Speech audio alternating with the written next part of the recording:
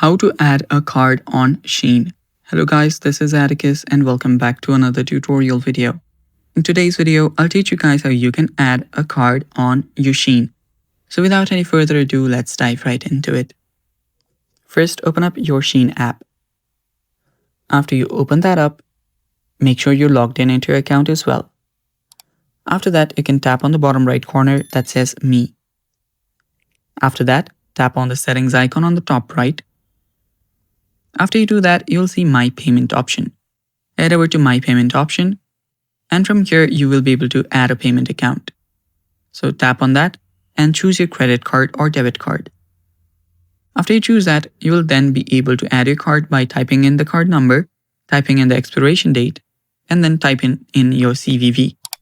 After you do that, tap on Confirm, and after a few verifications, your card will be added. And it's that simple. And that's all for today's video as well. Thanks for watching guys. Stay tuned for more, and if you're not, subscribed to our channel, head down below and hit the subscribe button as well. Thanks for watching. Bye-bye.